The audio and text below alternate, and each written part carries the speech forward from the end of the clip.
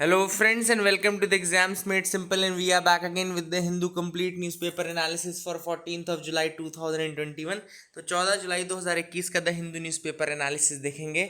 शुरू करने से पहले आपसे एक रिक्वेस्ट रहेगी कि आप प्लीज़ वीडियो को लाइक करिए, एंड अगर आपको अच्छा लगता है तो आप शेयर भी कर सकते हैं। That is the request from our side. Start with the questions first. पहले आज का सवाल, पहला सवाल है, Kesariya Buddha stupa is located in which of the following states. Kesariya Buddha stupa इनमें से कहाँ लोकेटेड है? Options are A Bihar, B Uttar Pradesh, C Orissa या D Madhya Pradesh.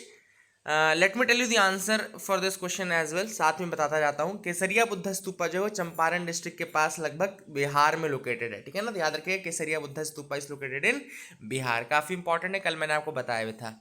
Which of the following statement is correct with respect to Speaker of the House? Speaker के regarding क्या correct है? Statement 1 कह रहा है, constitution has prescribed specific qualifications for persons being elected as speaker. B दूसरा statement कह रहा है, any one even outside the respective house can become a speaker. तीसरा स्टेटमेंट कह रहा है, the constitution provides that office of the speaker should never be empty. तो इनमें से कौन सा स्टेटमेंट सही है? 1 एंड 2, 2 या 2 एंड 3 या 3 only?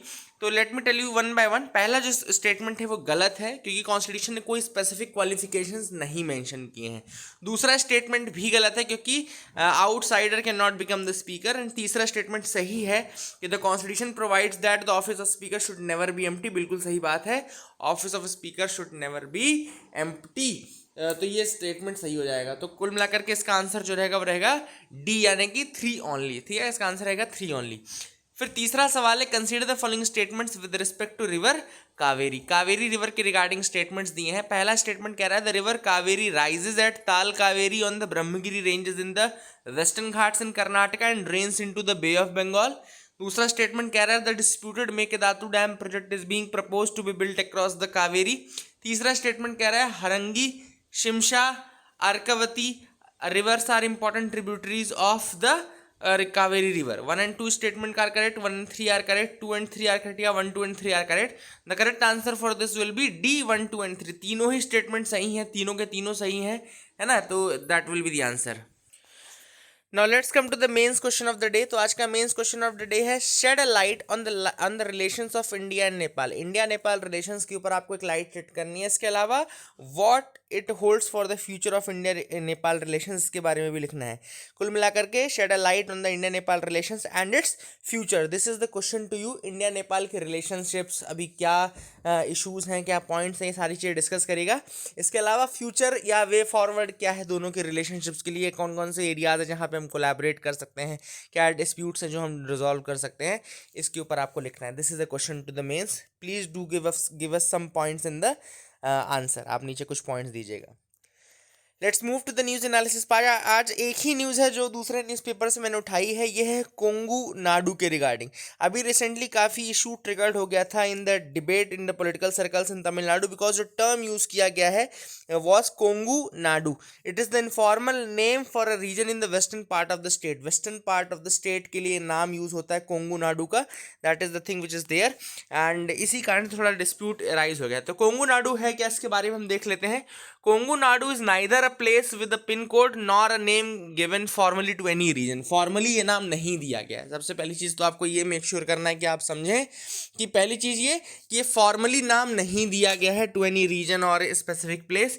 It is commonly used name for the part of western Tamil Nadu. तो वेस्टर्न तमिलनाडु के पार्ट में ये नाम यूज़ होता है, पॉपुलर कल्चर में यूज़ होता है। Otherwise this is not a formal name, neither this is a place with a pin code. ठीक है ना, तो ऐसा कुछ भी नहीं है। That is the thing you should understand. In Tamil literature, it was referred as one of the 5 regions of ancient Tamil Nadu. Actually में ये ancient Tamil Nadu में it was referred in the Tamil literature। जो संगम as का literature आपको पता होगा, जो 3rd century BC से 3rd सेंचुरी AD के बीच में लगभग इस पीरियड में बना है। So that is the period, ये संगम लिटरेचर का पीरियड है जिसमें कोंगू नाडु जो था वो एक पार्ट था तमिलनाडु का। ठीक है ना, and Kongu Nadu is the term that is mentioned in the Sangam literature as a separate territory. तो सेपरेट टेरिटरी के रूप में कोंगू नाडू नाम का टर्म यूज होता था। एंड कोंगू वेल्लाला गुंडर, याद रखिएगा, the name derives from Kongu Vellala Gounder and OBC community which is significant presence in these district. तो एक ओबीसी कम्युनिटी कोंगू वेल्लाला गुंडर नाम की कम्युनिटी है जो यहाँ रहती है, ओबीसी कम्युनिटी है which has a significant presence in this region and that is why the name Kongu Nadu is given to this region as this. ठीक है ना। तो I hope you got clarity regarding that, आपको समझ में आ गया होगा। I hope you got clarity.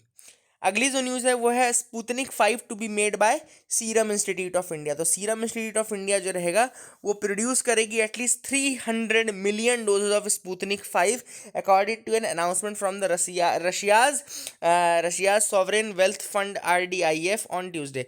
तो जो रशिया है वहाँ से स्पुतनिक 5 आई है।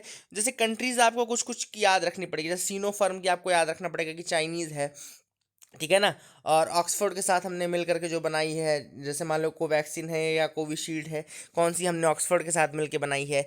इसके अलावा आपके लिए एक सवाल है कि रिकवरी ट्रायल और सॉलिडेरिटी ट्रायल के बीच में अंतर बताइए। रिकवरी ट्रायल किसने किया था और सॉलिडेरिटी ट्रायल किसने किया है? ये क्वेश्चन बहुत बार मैंने आपसे पूछा है, आपको समझाया, आपको बताया है। यूपीएससी अगर चाहेगा तो पूछ सकता है, इसलिए प्लीज़ मेक श्योर यू मतलब इसके लिए तैयार रहिए और इसका आंसर आप मुझे ज़रूर करिएगा in the comment section below. PM rejigs cabinet panels NDA allies largely ignored. तब यहाँ पे कैबिनेट कमिटीज़ और इन सबको बनाया गया, ठीक है ना। एंड यहाँ पे कुछ की चेंजेस किए गए हैं, जिसमें से एक इंपॉर्टेंट चेंज है कि cabinet committee on economic affairs की साइड जो है वो रिड्यूस की गई है from 11 members to the 8 members. तो cabinet committee on economic affairs की साइज रिड्यूस की गई है फ्रॉम 11 मेंबर्स टू 8 मेंबर्स। तो that is the thing which is important, याद रखिएगा।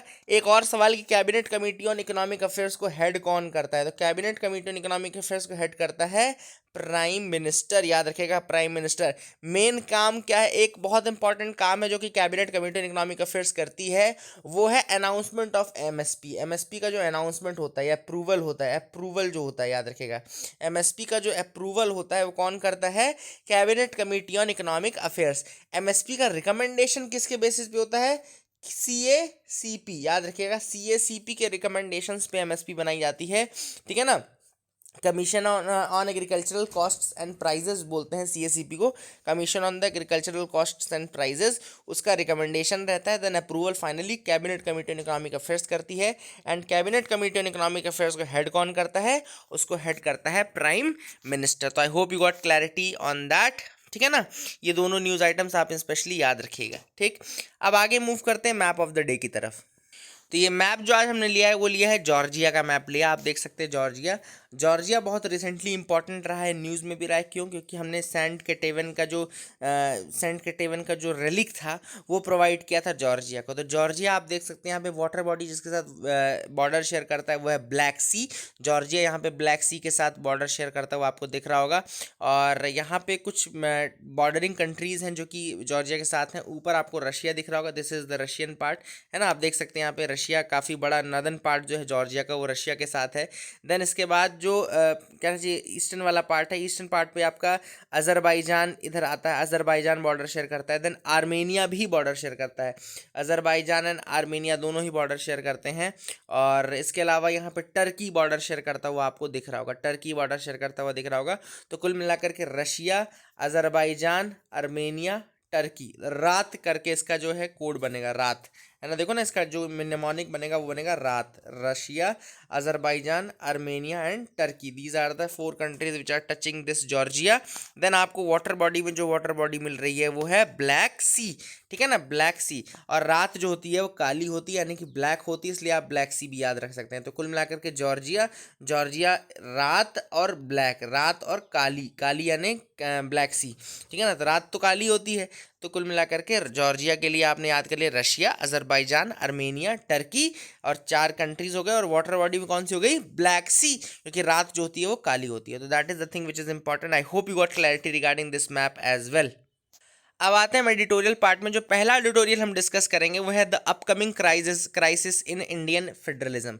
अब ये जो आर्टिकल लिखा गया है राहुल नारायण और गौतम भाटिया द्वारा लिखा गया है, काफ़ी बेहतरीन आर्टिकल है ये। अब ये जो आर्टिकल लिखा गया है regarding the changes in the constituencies and number of seats in 2026 that is going to happen. आप सबको पता है कि अभी जो सीट्स का नंबर है वो 2026 तक के लिए फिक्स है।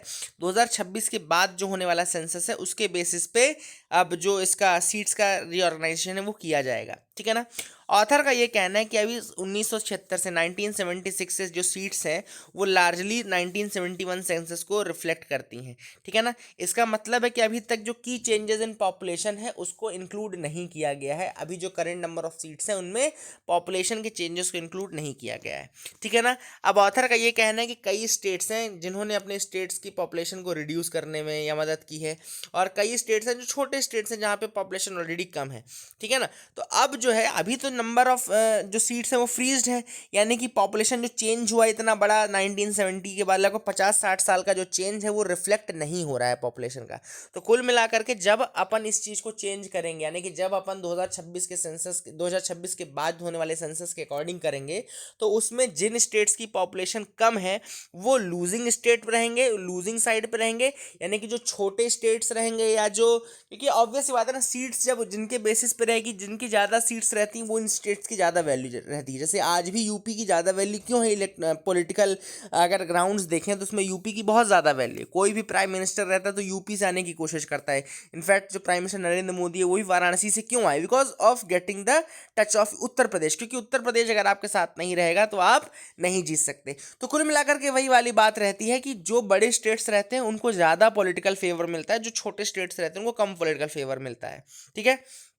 ऑथर का कहना है कि आर्टिकल 1 जो है वो कहता है, इंडियन कॉन्स्टिट्यूशन कहता है कि India is a union of states, मतलब चॉइस ऑफ वर्ड्स बहुत ज़्यादा डेलिबरेट है ना, क्योंकि इन्होंने बिल्कुल यूनियन ऑफ स्टेट्स, क्योंकि सारे जो स्टेट्स हैं जब वो साथ में रहेंगे तभी इंडिया कंप्लीट हो पाएगा, और इन स्टेट्स की बराबर वैल्यू। ऐसा नहीं हम बोल सकते कि यूपी इज़ मोर यूजफुल और UP is more powerful then Sikkim. Sikkim छोटा है लेकिन उसकी भी उतनी ही वैल्यू है जितनी कि उत्तर प्रदेश की वैल्यू है। तो यूनियन ऑफ स्टेट्स, ये सारे स्टेट्स जो हैं वो अपने आप में संपूर्ण हैं, वो अपने आप में काफ़ी वैल्यू रखते हैं। This is what the author says. अब ऑथर कहता है कि इंडिया में जो चलता है वो चलता है बिग वर्सेस स्मॉल स्टेट्स। कुछ स्टेट्स बहुत ज़्यादा बड़े हैं, चाहे इकोनॉमी में हो, चाहे साइज में हो, चाहे पॉपुलेशन में हो, है ना, और कुछ स्टेट्स बहुत ही छोटे हैं।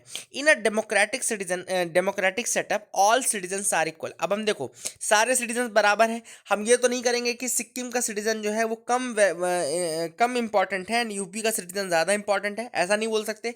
ना हम ये बोल सकते कि एमपी का सिटीजन कम इंपॉर्टेंट है या जम्मू कश्मीर का सिटीजन ज़्यादा इंपॉर्टेंट है। हर स्टेट का सिटीजन, हर यूटी का सिटीजन जो है वो बराबर इंपॉर्टेंस रखता है। लेकिन जैसे ही जो स्टेट्स हैं अगर उनका जो पॉपुलेशन के बेसिस में डिलिमिटेशन है, कॉन्स्टिट्यूएंसी जब चेंज होंगी, तो स्मॉल स्टेट्स ये डर रखते हैं, ऐसा डर रहे हैं कि they would get a smaller share of the pi of economy का छोटा शेयर मिलेगा। ऑब्वियस सी बात है, देखो क्या होता है, स्टेट्स को जो पैसा ट्रांसफर होता है वो उनके पॉपुलेशन और इन सब के बेसिस पे होता है। अब कुछ स्टेट्स ने बहुत अच्छा परफॉर्म किया, मान लो देखो पॉपुलेशन प्लानिंग के लिए आप लोग बोलते हो, है ना, और कुछ स्टेट्स जो अच्छा काम कर रहे हैं, अपनी पॉपुलेशन को कंट्रोल करके रख रहे हैं, वो लूजिंग साइड में रहे, तो ये तो गलत हो जाएगा ना कि अच्छा काम भी करो और लूजिंग साइड में भी रहो, है ना। तो क्या करना चाहिए कि जो ये लूजिंग साइड का जो डर है, जो स्मॉलर स्टेट्स को डर है, वो डर खत्म करें।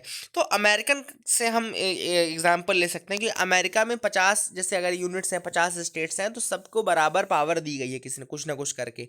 वहाँ पे स्मॉल और लार्ज का डिबेट नहीं होता है। कैसे नहीं होता है? देखो ऐसा 4 तरीकों से नहीं होता है। First, national power over the states were limited. सबसे पहले तो उन्होंने ये किया कि नेशनल पावर जो स्टेट्स के ऊपर है उसको लिमिटेड कर दिया, मतलब कि सेंट्रलाइजेशन कम है। यूएसए में सेंट्रलाइजेशन नहीं है, यूएसए में डिसेंट्रलाइजेशन है, सारे स्टेट्स के पास पावर है। दूसरा उन्होंने क्या किया, states regardless of size had 2 seats in the senate में उनकी सीट्स को सेम कर दिया, मतलब चाहे कितनी भी साइज का है उसमें 2 ही सेनेट में सीट्स रहेगी, इसीलिए जो सेनेट का नंबर है वो 100 है। 50 स्टेट्स और 100 सीट्स, मतलब हर स्टेट को 2 सीट दे दी गई, ठीक है ना। थर्ड जो है, presidents are elected by electoral votes which means that they must win states rather than the total national population. तो यहाँ पे जो प्रेसिडेंट है वो उसको इलेक्टोरल वोट से सेलेक्ट किया जाने लगा।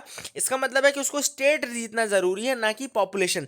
मतलब कि कई बार ऐसा भी हुआ है कि पॉपुलर वोट नहीं जीता है प्रेसिडेंट बनने के लिए, जैसे जॉर्ज डब्ल्यू बुश को ले लो, डोनाल्ड ट्रंप को ले लो, इन लोगों ने पॉपुलर वोट नहीं जीता था लेकिन इन्होंने प्रेसिडेंटशिप जीती थी, है ना। तो कुल मिलाकर जितने ज़्यादा स्टेट्स आप जीतोगे, चाहे बड़े हो चाहे छोटे हो, आपके चांसेस रहेंगे प्रेसिडेंट बनने के। तो सबको बराबर वैल्यू मिलती है वहाँ पे, ऐसा नहीं कि छोटे स्टेट्स को कम वैल्यू मिलती है, बड़े स्टेट्स को ज़्यादा वैल्यू मिलती है, ठीक है ना। ये आपको याद रखना है। अब ऑथर का ये कहना है कि इंडिया में भी ऐसा होना चाहिए कि थोड़ा सा जो पैथोलॉजी ऑफ एक्सेसिव, मतलब कुल मिलाकर के ऑथर का ये कहना है कि जो इंडियन स्ट्रक्चर है उसमें भी यही चीज़ करने की ज़रूरत है। ठीक है ना, हमको यही करना, हमारा क्वासी फेडरल स्ट्रक्चर है, थोड़ा यूनिक स्ट्रक्चर है, बहुत ज़्यादा एक्सेसिव सेंट्रलाइजेशन भी है। हमको भी कुछ ऐसा ही करने की ज़रूरत है कि हम अपने स्टेट्स में जो ये क्लैश है या जो छोटे स्टेट्स हैं उनका जो डर है उनको दूर कर पाएँ। अब उसको हम कैसे कर पाएंगे? सबसे पहली बात हम ऐसे कर पाएंगे कि अगर हमको क्लैश कम करना है तो हमको भी डिसेंट्रलाइजेशन यानी कि स्टेट्स को पावर देनी पड़ेगी। जितने ज़्यादा आर्टिकल्स, जितने ज़्यादा लिस्ट, जो शेड्यूल 7 है, शेड्यूल 7 के अंतर्गत जो लिस्ट है, यूनियन लिस्ट, स्टेट लिस्ट में जितने ज़्यादा सब्जेक्ट रहेंगे स्टेट्स उतने ज़्यादा खुश रहेंगे। क्यों खुश रहेंगे? ऑब्वियस सी बात है कि स्टेट्स के पास अगर पावर रहेगी या उनके पास उनकी खुद की लिस्ट रहेंगी जिनके लिए वो काम कर सकते हैं, जितने ज़्यादा रहेंगे उतने अच्छे तरीके से वो काम करेंगे। उनको भी लगेगा कि हाँ भाई, हम अपने स्टेट्स के लिए इतना इतना कर रहे हैं, हमारे पास ये है। ठीक है ना, तो यहीं लिखा है देखो, first the powers of state vis the centre contain the list and in provision dealing with the boundaries of state must be increased. तो जो पावर ऑफ स्टेट है उसको इंक्रीज करने की ज़रूरत है। ठीक है ना। दूसरी चीज़ उन्होंने कहा कि ऑथर ने कहा कि ज़्यादा लोकलाइज्ड डिसीजन मेकिंग होनी चाहिए। मतलब कि जो आपका थर्ड टीयर ऑफ गवर्नमेंट है, सेकंड टीयर ऑफ गवर्नमेंट है, जितनी ज़्यादा लोकलाइज्ड डिसीजन मेकिंग आप करोगे उतना ही ज़्यादा अच्छे से आप नेशनल प्रॉस्पेरिटी का गोल हासिल कर सकते हो। इसीलिए जो पंचायती गवर्नेंस 73rd 74th अमेंडमेंट किए गए थे वो इसीलिए किए गए थे कि जितना ज़्यादा लोकलाइज्ड गवर्नेंस रहेगा उतना ज़्यादा बेटर डिसीजन मेकिंग हो पाएगा। और आज वही चीज़ नहीं हो पा रही है। डिसीजन मेकिंग आज भी सेंट्रलाइज चल रही है, पूरा सेंटर से डायरेक्शंस आती हैं एंड वही इन्हीं को फॉलो किया जाता है। तो ऑथर ने कहा है कि जितना ज़्यादा आप कुल मिलाकर के ये मतलब लोकलाइज्ड डिसीजन मेकिंग करोगे उतना बेटर रहेगा। फिर इसके अलावा उन्होंने ये भी कहा कि जो कंपोजिशन है राज्यसभा का उसको एक्सपैंड करने की ज़रूरत है और स्मॉलर स्टेट्स को भी उसमें मतलब कि देने मेजर पॉलिटिक्स में हिस्सा लेने की ज़रूरत है। मतलब कि क्या है, राज्यसभा में आज भी जो छोटे स्टेट्स हैं उनकी मेंबरशिप, उनके नंबर्स बहुत कम है और हमको वो इंक्रीज़ करने की ज़रूरत है। जब हम उनको इंक्रीज़ करेंगे तो ज़्यादा जो मेन फ्रेम पॉलिटिक्स है उसमें ये लोग आ पाएंगे, जो छोटे स्टेट्स हैं वो भी आ पाएंगे। And constitutional changes and the change in the financial redistribution between the states must require the consent of all or nearly all states। तीसरा चीज़ कि कोई भी कॉन्स्टिट्यूशनल चेंज अगर आप कर रहे हो, फाइनेंशियल रिडिस्ट्रीब्यूशन का चेंज आप कर रहे हो, तो आपको सारे स्टेट्स का, नियरली ऑल स्टेट्स का अप्रूवल लेना ज़रूरी है ना। ये आपको चेंज करना पड़ेगा कि कोई भी कॉन्स्टिट्यूशनल चेंज करो या कोई भी आप इकोनॉमिक डिस्ट्रीब्यूशन का चेंज करो तो आप सारे स्टेट्स की उसमें राय लो, तभी इसमें छोटे स्टेट्स भी खुश रह पाएंगे और उनको लगेगा कि हाँ, they are also playing a role in the politics, they are also playing a role in that, है ना। एंड कुल मिलाकर के ये कि जो बड़े स्टेट्स हैं वो डोमिनेट ना करें, ये भी सेंटर की जिम्मेदारी की वो चीज़ देखे। ठीक है ना, तो that is the thing which is important. And कुल मिलाकर ऑथर ने लास्ट में यही बोला है कि everything must change for everything to remain the same. बहुत अच्छा कोट है लैम्पेड्यूसाज एल गेटोपार्डो, इसमें एक कोट है, everything must change for everything to remain the same. तो जैसा हम स्ट्रक्चर इंडिया का यूनियन ऑफ स्टेट्स अगर चाहते हैं तो हमको कुछ चीज़ें चेंज करनी पड़ेंगी। सेकेंड आर्टिकल जो लिखा गया है वो लेजिस्लेशन पे लिखा गया है, जो रिसेंटली आपका information technology intermediate guidelines and digital media ethics code rules 2021 लाए गए हैं। इसमें दो, बेसिकली मैं आपको बहुत शॉर्ट में बताऊंगा, दो चीज़ें हैं, दो इश्यूज़ हैं जो उठाए गए हैं। पहला इशू ये उठाया गया है कि ऑथर ने इंटरनेशनल एग्जाम्पल्स दिए हैं और बताया कि किस तरीके से दूसरी कंट्रीज रेगुलेट करती हैं और किस तरीके से हम रेगुलेट कर रहे हैं। सबसे पहली बात ऑथर ने कहा कि जो डिजिटल ये इंटरटेनमेंट इंडस्ट्री है, डिजिटल मीडिया इंडस्ट्री है, एक काफ़ी बड़ी इंडस्ट्री है। एंटरटेनमेंट इंडस्ट्री लगभग 1.82 ट्रिलियन रुपीज़ रीच कर गया है 2019 में and it has projected to cross 2.4 trillion rupees by 2022। तो 2022 तक 2.4 ट्रिलियन रुपीज़ की डिजिटल एंटरटेनमेंट इंडस्ट्री बढ़ जाए, काफ़ी बड़ी इंडस्ट्री है। ऐसे में ऑथर कह रहा है कि गवर्नमेंट क्या चाहती है कि इनको कंट्रोल करके इनको भी दबाने की कोशिश कर रहा है, इनकी जो फ्रीडम है, इनकी जो आर्टिस्टिक फ्रीडम है उसको दबाने की कोशिश कर रहा है by this digital media ethics code rule. तो पहला जो पॉइंट ऑथर ने क्रिटिसिज्म का उठाया है वो ये उठाया है कि जो एक देखो क्या होता है कि जो न्यूज़ है और जो ये आर्ट्स हैं ये दोनों फ्रीडम के कल्चर में चल पाते हैं, फ्री कल्चर में चल पाते हैं। अगर आप इनके ऊपर रेगुलेशंस या इनको दबाने की कोशिश करोगे तो ये अपना ट्रू सेल्फ नहीं दिखा पाएंगे। और अगर आपको फ्री ग्रोथ करनी है मीडिया की, प्रेस की, इन सब चीज़ों की या फिर आर्ट की, तो आपको फ्रीडम प्रोवाइड करनी पड़ेगी and that is what has been debated in this article. दूसरी चीज़ ऑथर ने एग्जाम्पल एग्जाम्पल दिए हैं इंटरनेशनल। तो इंटरनेशनल एग्जाम्पल ऑथर ने सबसे पहले ईयू का दिया है, यूरोपियन यूनियन का दिया है, ठीक है ना, जो कि सेल्फ रेगुलेशन को प्रमोट करता है एंड को रेगुलेशन अमंग द प्लेयर्स, ठीक है ना, and child safety, violence and hate speech के ऊपर ज़रूर वो थोड़ा रेगुलेशंस रखता है। यूनाइटेड किंगडम का भी सेम है, ठीक है ना। इसके अलावा आप यूनाइटेड स्टेट्स की अगर बात करें तो काफ़ी लिबरल है यूनाइटेड स्टेट्स, और OTT कंटेंट वहाँ पे अनरेगुलेटेड रहता है, OTT content remains unregulated there, मतलब कि वो USA कोशिश करता है कि बेस्ट स्पेस प्रोवाइड किया जाए OTT को और उनको ग्रो करने दिया जाए। ऑथर का ये कहना है, ऑथर का जो पॉइंट है वो ये है कि India appears to have not followed the footsteps of these countries, जो इसके काउंटर पार्ट्स है, जो मेजर जिनको देखना चाहिए इंडिया को, उनको वो फॉलो नहीं करता है, मतलब कि उनको उनकी चीज़ों को नहीं फॉलो करता है, and rather they do the vice versa, rather India is doing the vice versa, over regulation, जहाँ सिंप्लीफिकेशन होना चाहिए वहाँ पे ओवर रेगुलेशन हो रहा है, ठीक है ना। तो कुल मिलाकर के ऑथर का वही कहना है कि जो इंटरटेनमेंट इंडस्ट्री है ये एक तरीके की आर्ट है, एक तरीके की इसको फ्रीडम ऑफ एक्सप्रेशन मिलना चाहिए, ठीक है ना, and freedom of expression is the life behind the content, मतलब कंटेंट की जो लाइफ होती है वो उसके फ्रीडम कितना फ्री है डायरेक्टर या प्रोड्यूसर किन चीज़ों को दिखाने के लिए, उस पर डिपेंड करेगा। और अगर आप डिस्कशंस को फ्री नहीं रखोगे, आप इस तरीके के आर्ट्स को फ्री नहीं रखोगे, तो जो बोलते हैं ना कि जो सिनेमा होता है वो सोसाइटी का मिरर होता है, मिरर टू द सोसाइटी होता है, तो वो कैसे शोकेस कर पाएगा सोसाइटी में? अगर कुछ गलत चल रहा है तो उसको शोकेस करने की पावर भी होनी चाहिए, और वही चीज़ यहाँ पे उनसे छीनी जा रही है। तो that is the thing has been discovered in this article. तीसरा जो आर्टिकल हम डिस्कस करेंगे वो है डिसेबल द अनकॉन्स्टिट्यूशनल सेक्शंस।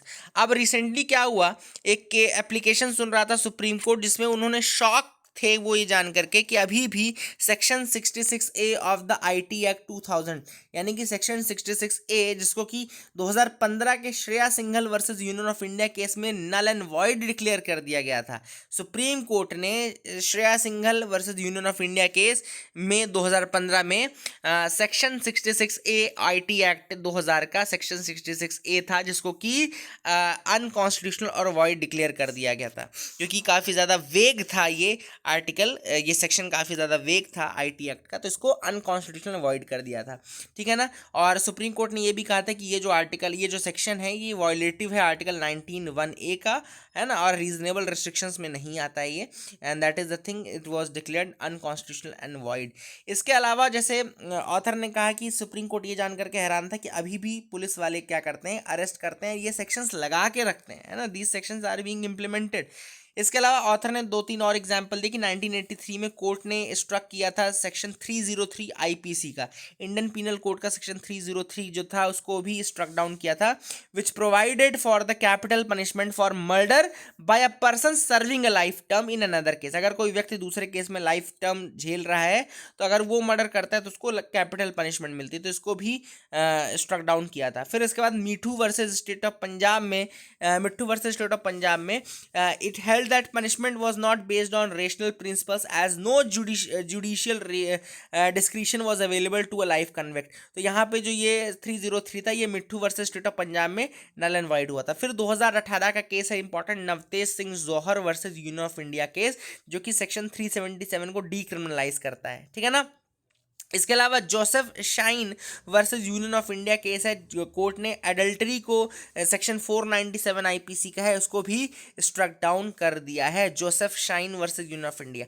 अब ऑथर ने ये सब एग्जांपल्स इसलिए दिए हैं क्योंकि पुलिस जो है आगे भी ऐसा करती रहेगी कि इन्हीं अलग अलग जो स्ट्रक डाउन हो चुके हैं इनमें ही इन्हीं को बेसिस बना करके कई लोगों को अरेस्ट करेगी। तो ऑथर का यहाँ पे एक ऑथर जो है वो खुद एक सर है, IPS ऑफिसर है, ठीक है ना, RK विस सर है, ठीक है ना। तो he is the IPS officer, he has written this article and if उन्होंने यही चीज़ बोली है कि if invoked due to lack of knowledge at the police station level, ये सब चीज़ें ज़्यादा हो रही हैं, मतलब कि lack of police office station house जो ऑफिसर्स SHOs जो होते हैं, अगर उनको नॉलेज नहीं है प्रॉपर तो ऑब्वियस सी बात है FIR लिखते समय या जो जब सेक्शंस लगते हैं तो उनमें ये सारे सेक्शंस वो इंक्लूड करेंगे।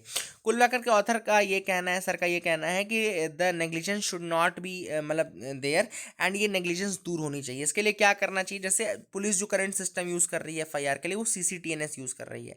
एंड सर का ये कहना है कि अगर CCTNS सिस्टम में जो सेक्शंस नल एंड वॉइड हैं उनको हम पहले से ही मतलब स्ट्रक डाउन कर दें, उनको हटा दें वहाँ से, तो यूज़ नहीं कर पाएंगे। अगर सेलेक्ट करना है, जैसे ड्रॉप डाउन से सेलेक्ट करते हैं सेक्शन, अगर हम सेक्शन सेलेक्ट करते समय उन सेक्शंस को वहाँ से रिमूव करते हैं जो स्ट्रक डाउन हो चुके हैं, या फिर ब्रैकेट में साइड में लिख दें कि ये नल एंड वॉइड हो चुका है या अनकॉन्स्टिट्यूशनल है या ये स्ट्रक डाउन हो चुका है, तो ज़्यादा मदद मिलेगी एंड ये चीज़ें ज़्यादा ईजी हो जाएंगी। तो that is what has been suggested by the sir. And कुल मिला करके these are the things. And जो लोग नहीं सही से कर पा रहे हैं और लोगों को मतलब कि बेवजह की ट्रबल मिलती है ये सब चीज़ें होने से, तो ऐसे जो पुलिस ऑफिसर्स हैं उनके अगेंस्ट भी आप एक्ट कर सकते हैं। इनफैक्ट एक सेक्शन है, IPC का ही सेक्शन है, जिसमें 2 साल तक की सज़ा मिलती है for not obeying the law. Section 166A है, सेक्शन 166A है जो कि प्रोवाइड करता है for punishment for up to 2 years for disobeying directions under the law. तो ये भी आप चीज़ याद रखिएगा, that is the thing which is important. आगे मूव करते हैं, देखते हैं और क्या इंपॉर्टेंट न्यूज आइटम्स है। India to display relics of saint Ketevan. तो सेंट कैटेवन जैसा मैंने आपको बताया कि देखो सेंट कैटेवन के 2 पार्ट थे, रिलिक्स के 2 पार्ट थे। एक पार्ट इन्होंने इंडिया ने दे दिया किसको, जॉर्जिया को दे दिया 10 जुलाई को, और दूसरा पार्ट जो अभी भी गोवा में है, तो सेकंड पार्ट जो रहेगा वो अभी मतलब शोकेस किया जाएगा। सेंट कैटेवन आपको याद रखना है कि 2005 में इनके रिलिक्स जो थे वो गोवा में मिले थे, सेंट ऑगस्टीन उसमें चर्च में मिले थे। एंड सेंट कैटेवन जो थी she was killed in 1624 in Shiraz. याद रखिएगा, she was killed in Shiraz for not converting to Islam. ये इस्लाम में कन्वर्ट होने के लिए एक्सेप्ट नहीं किया था इन्होंने, इसलिए शिराज में इनको मार दिया गया था। याद रखें, ईरान में, I think Siraj is in Iran, and वहाँ पे इनको मार दिया गया था। ठीक है ना, तो that is again a thing which is important, आप इसको याद रख सकते हैं। शिराज एक बार चेक कर लेना कि कहाँ पर, I think it's in Iran, और वहाँ पे इनको मार दिया गया था। ठीक है। एंड सेंट कटेवन, क्वीन कटेवन थी हैं, शिराज में इनको जो मारा गया था। एंड इनके जो रिलिक्स हैं उनको लाया गया था बाय ऑगस्टीनियन मॉन्क्स ने इनको लाया था। और सेंट ऑगस्टीन चर्च जब कोलैप्स की 1842 में, उसके बाद ये मिला 2005 में गोवा में। और DNA एनालिसिस किया गया CSIR centre for cellular and molecular biology Hyderabad द्वारा, जिसने कि कंफर्म किया इसके रिलिक्स की ऑथेंटिसिटी को 2013 में। याद रखिएगा, जो ऑथेंटिसिटी थी वो 2013 में किया गया। ठीक है ना, तो that is the thing you should remember. यहाँ शिराज ईरान में ही है, देखो लिखा है murdered in present day Iran, देखो ये लिखा हुआ है murdered in present day Iran, तो ये आप याद रखिएगा। आगे मूव करते हैं, देखते हैं और क्या इंपॉर्टेंट न्यूज आइटम्स है। Assam bill bans sale of beef around temples. अब असम ने क्या किया है, असम कैटल प्रिजर्वेशन बिल 2021 लेकर के आए हैं, कैटल प्रिजर्वेशन बिल 2021 लेकर के आए हैं। और इस बिल के अकॉर्डिंग क्या होगा, जो बेसिक एम है वो है कि to stop the smuggling of cows to Bangladesh में जो स्मगलिंग हो रही है काउज की, उसको रोकने के लिए है। ठीक है ना, तो इसमें बीफ का consumption non beef consuming communities के आसपास नहीं होना चाहिए। दूसरी चीज़, जो टेम्पल्स हैं और सतराज हैं, सतराज यानी कि वैष्णव मोनेस्ट्रीज, सतराज ये टर्म याद रखिएगा, सतराज क्या होते हैं, वैष्णव मोनेस्ट्रीज होती हैं। तो ऐसी वैष्णव मोनेस्ट्रीज के 5 किलोमीटर तक के रेडियस में, या ऐसी कम्युनिटीज़ जहाँ पे नॉन बीफ ईटिंग कम्युनिटीज़ हैं उनके 5 किलोमीटर तक के रेडियस में, या टेम्पल्स के 5 किलोमीटर तक के रेडियस में कोई भी इस तरीके का बीफ कंजम्पशन नहीं होना चाहिए या बीफ नहीं बनना चाहिए। इसके अलावा इन्होंने आसाम कैटल प्रिजर्वेशन एक्ट 1950 का था, जिसको रिप्लेस करने के लिए किया है। और इसमें पहले जो एक्ट था उसमें केवल ये था कि स्लॉटर जो होना चाहिए वो 14 साल से ज़्यादा एज के कैटल का होना चाहिए, जो कि इनकेपेसिटेटेड ड्यू टू वर्क है। एंड इसके लिए भी सर्टिफिकेशन लेना पड़ेगा कि ये जो लोकल वेटनरी से सर्टिफिकेशन लेना पड़ेगा कि जो कैटल है वो फिट फॉर स्लॉटर है। ठीक है, तो ये प्रोविज़न अभी रखा गया, साथ ही ये सब प्रोविजंस भी इंक्लूड किए गए हैं। इसके अलावा ये भी कहा गया कि जो रजिस्टर्ड स्लॉटर हाउसेस हैं केवल वहाँ पे स्लॉटर हो सकता है। एंड स्टेट गवर्नमेंट किसी भी स्लॉटर हाउस को, किसी भी जगह को प्लेस ऑफ वर्शिप है अगर, वहाँ पे स्लॉटर के लिए प्रोहिबिशन लगा सकता है। ठीक है ना, तो स्टेट गवर्नमेंट के पास रहेगी कि ये प्रोहिबिशन वो लगाए। ठीक है ना। इसके अलावा prevention of cruelty to animals act 1960 को फॉलो करना है। प्लस लास्ट में ये भी कहा गया है कि वॉयलेशन अगर कोई करता है, अगर कोई वॉयलेशन करता है इस बिल का, इस प्रोविजंस का, तो उसको 3 से लेकर के 8 साल तक की 3 to 8 ईयर्स की पनिशमेंट मिलेगी। एंड फाइन जो रहेगा वो 3 to 5 lakhs का रहेगा। 3 से 8 साल तक की पनिशमेंट रहेगी और फाइन जो रहेगा वो 3 से 5 लाख रुपए तक का रहेगा। So that is again important thing which you should remember. आगे मूव करते हैं, देखते हैं और क्या इंपॉर्टेंट न्यूज आइटम्स हैं जिनके बारे में हमको डिस्कस करना है। Deuba becomes the Nepal prime minister for the 5th time. तो शेर बहादुर ड्यूबा, आप सबको पता होना चाहिए कि leader of the Nepali Congress, is the new prime minister of Nepal. और सुप्रीम कोर्ट ने, नेपाल की सुप्रीम कोर्ट ने ये डिसीजन लिया था, विद्या देवी भंडारी द्वारा ये डिसीजन एक्सेप्ट किया गया और फाइनली शेर बहादुर ड्यूबा को, जो लीडर ऑफ नेपाली कांग्रेस हैं, उनको प्राइम मिनिस्टर बनाया गया। ठीक है ना, याद रखिएगा, this is the thing which is happening and this is the 5th time Sher Bahadur Deuba is returning to the power of prime minister. इसके पहले वो 2017 से 18 में रहे, 4 से 5 में रहे, 1 से 2 में रहे, 95 से 97 में भी रहे थे, 95 to 97 में रहे थे। ठीक है ना, तो याद रखिएगा Sher Bahadur Deuba, that is again a thing which is important. So India to host 2026 BWF world championship, badminton world federation का ये कहना है कि 2026 का badminton world federation world championship जो रहेगा वो इंडिया में होस्ट किया जाएगा। ये भी आप एक चीज़ याद रखिए, that is again a thing which is important. और that is all for the day. I hope you like our video, please do like and subscribe, keep loving us, keep sharing us.